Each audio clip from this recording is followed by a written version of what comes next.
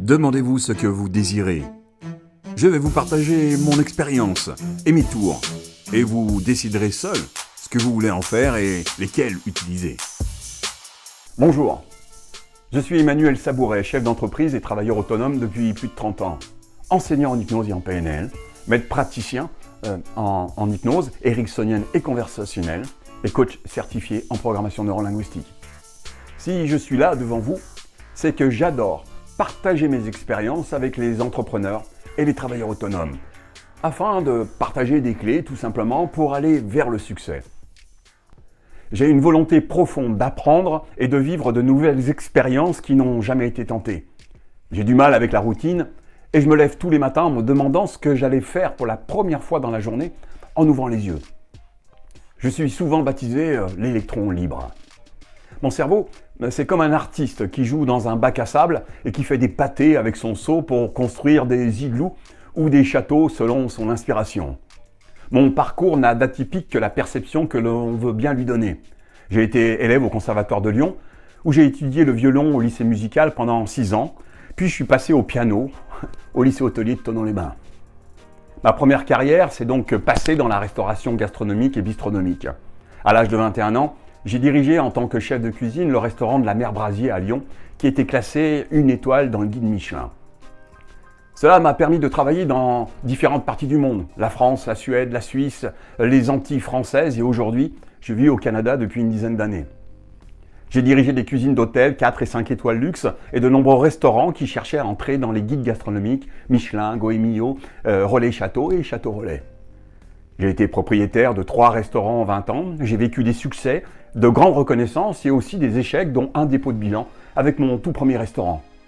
Cela ne m'a pas empêché de recommencer différemment avec toute l'expérience d'avoir mis un genou à terre. La chance d'être reconnu rapidement par mes pairs a été une quête sans fin de rechercher l'excellence. Je devais être reconnu avec respect et confiance par des employés qui étaient bien souvent beaucoup plus âgés que moi. En parallèle de ma profession culinaire, je me suis intéressé dans l'âge de la vingtaine à l'hypnose, les sciences sociales, l'anthropologie, les différentes cultures bien entendu, la neurologie, les sciences holistiques et sur le tard à la PNL.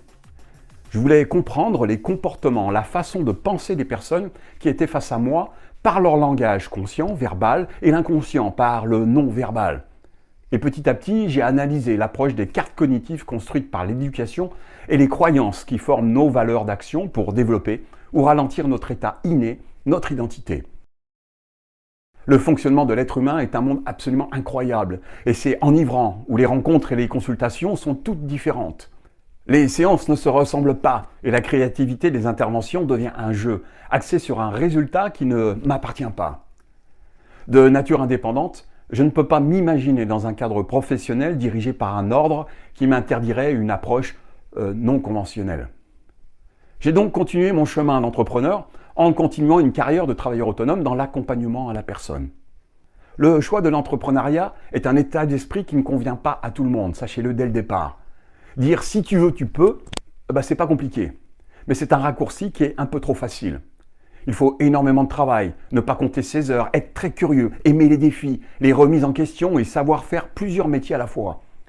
La liberté recherchée du désir d'être travailleur autonome est une semi-réalité.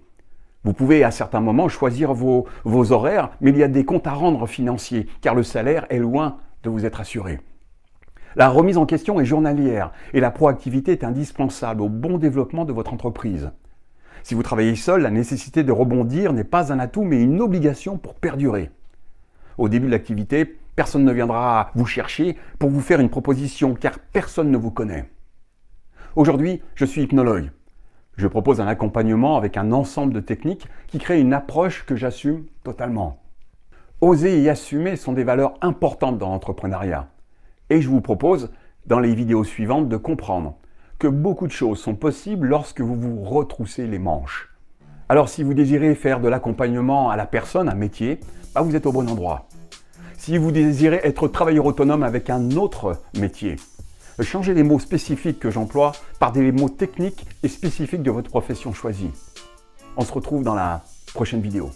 Je vais vous parler dans cette vidéo de la perception au XXIe siècle de l'accompagnement à la personne et des raisons de la demande exponentielle de consultation.